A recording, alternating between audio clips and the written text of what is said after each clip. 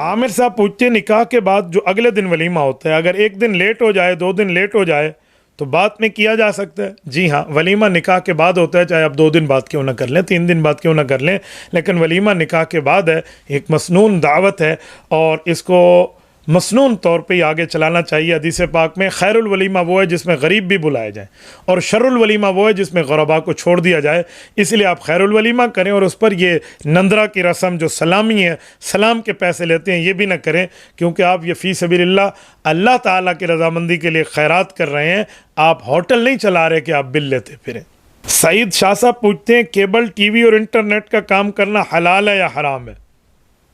شاہ صاحب آپ نے تو مولویوں کی دکھتی رگ پہ ہاتھ رکھ دیا، آپ فتاوی جات کو اٹھائیے۔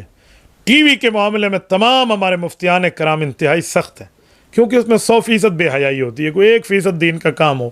باقی اکثر بے حیائی ہے، گانے ہیں یا کچھ اور چیزیں ہیں۔ موجودہ دور میں تو آج کل ٹی وی اور ڈراماز اور یہ جو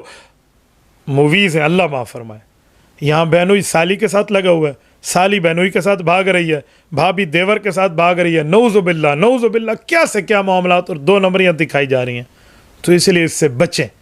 کبھی کسی مفتی نے اس کو جائز نہیں کہا، تو اس سے آپ کو بچنا چاہیے۔ باقی رہا انٹرنیٹ، تو انٹرنیٹ میں اچھے لوگ اچھا کام بھی کرتے ہیں، لوگ برا کام بھی کرتے ہیں، تو آپ اچھے کی نیت سے بیٹھ کے کریں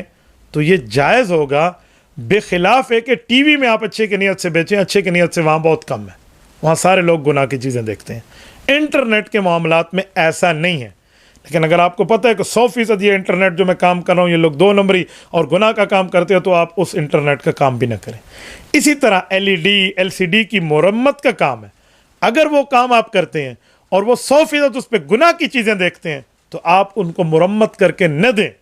ہاں، اگر LCD ہے اور اس کے ذریعے CCTV کیمراز کو دیکھا جاتا ہے، یا کوئی جائز کام ہے، یا کمپیوٹر کی حد تک وہ دینی کام میں ہے، یا گناہ کا کام کم از کم اس میں نہیں ہے، تجارت وہ بھی اسلامی اصولوں کے مطابق، تو پھر آپ کر سکتے ہیں، ورنہ کوئی مفتی آپ کو اس مسئلے میں گنجائش نہیں دے گا کہ ٹی وی آپ کے لیے حلال ہے اور بیچنا خریدنا اور آپ اس کی ترتیب پہ چلیں۔ تبارك الذي نزل الفرقان على عبده ليكون للعالمين نذيرا